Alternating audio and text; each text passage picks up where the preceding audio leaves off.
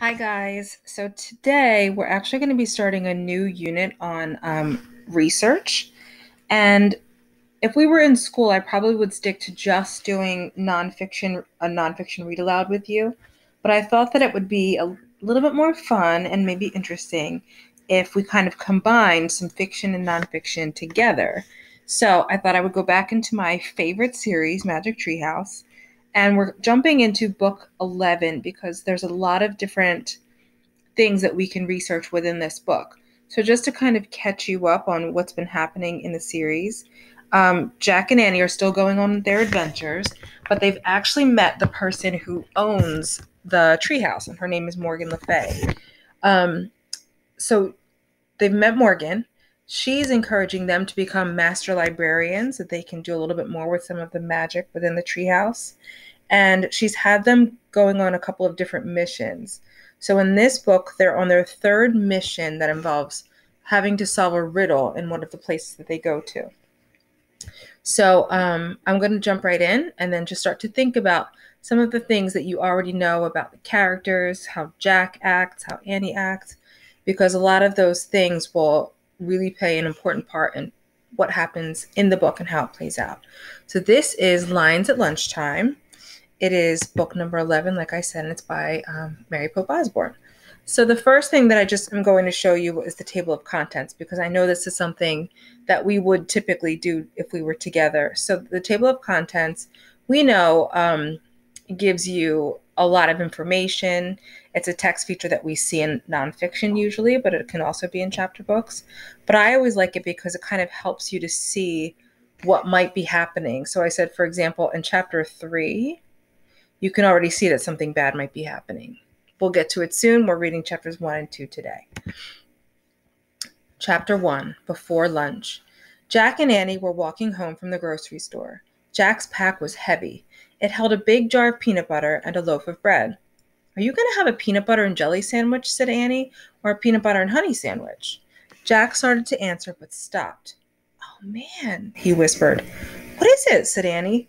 "Look at that," said Jack.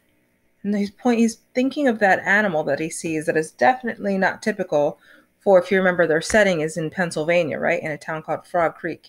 Definitely wouldn't see something like that walking around the street. He pointed to the edge of the Frog Creek woods.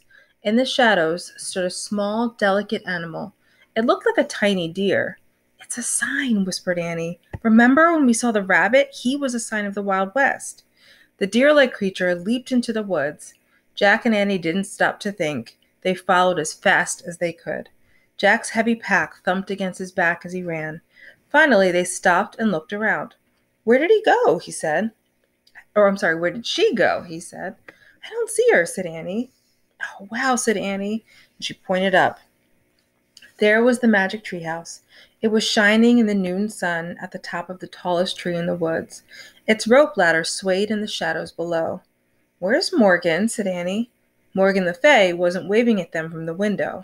She wasn't even at the window. "I don't know. Let's go up," said Jack. They climbed the ladder and went into the treehouse.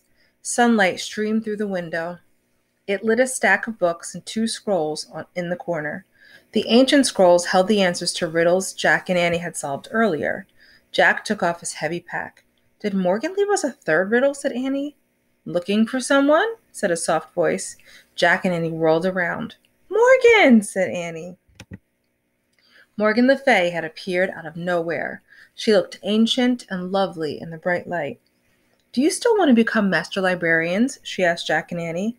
"So you can help me in my work?" "Yes," they said together. "Wonderful," Morgan said.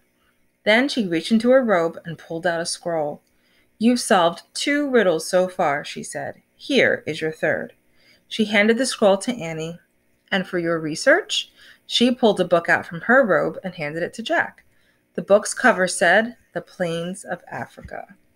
So what's kind of cool is that you guys are going to be doing some research just like Jack and Annie will be. "Africa?" said Jack. "Oh man, I've always wanted to go there." He opened the book. He and Annie stared at a picture.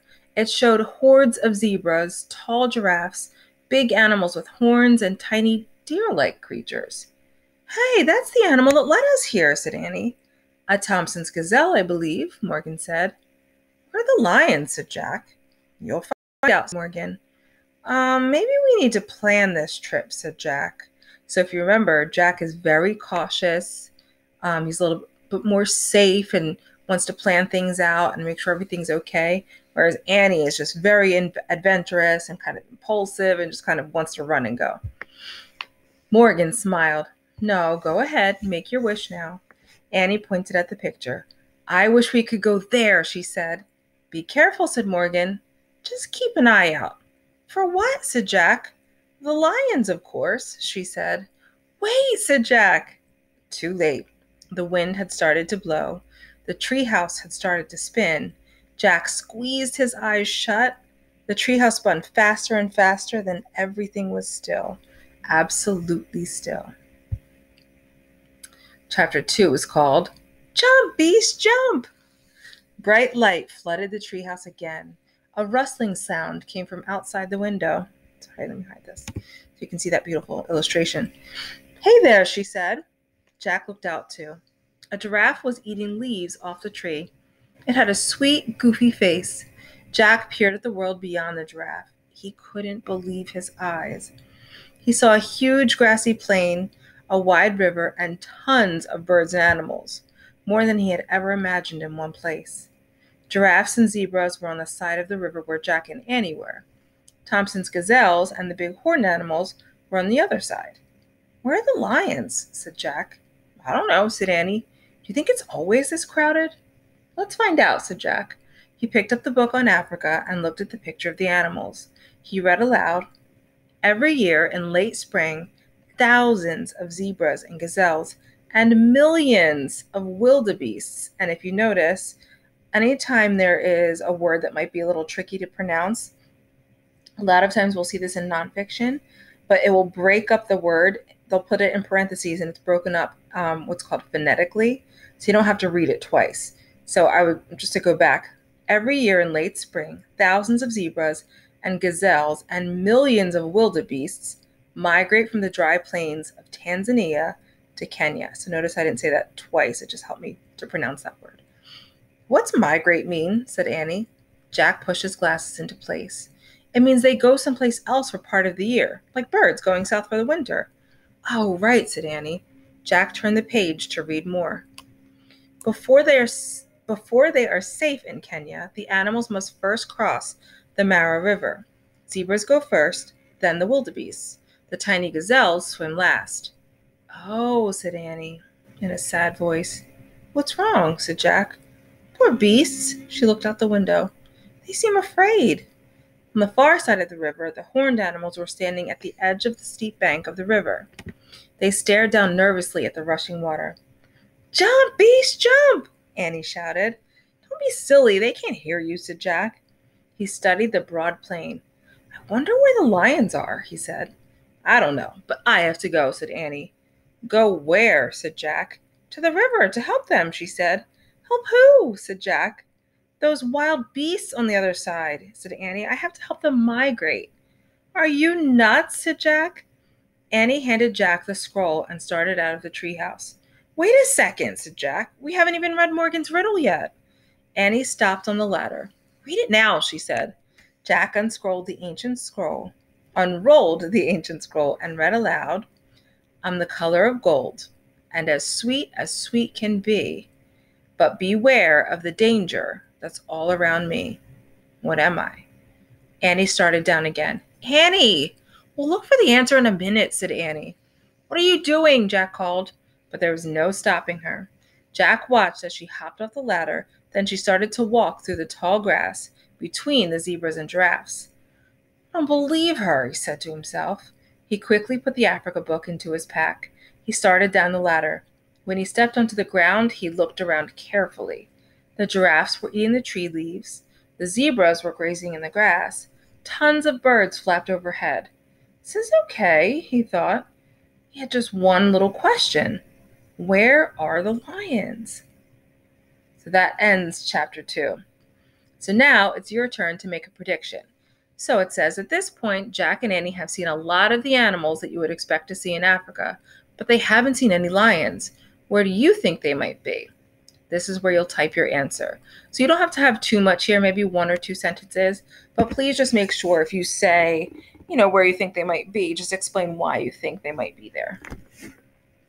After you have typed that prediction, I wanted you to try and make a guess as to what you think the answer to Morgan's riddle might be.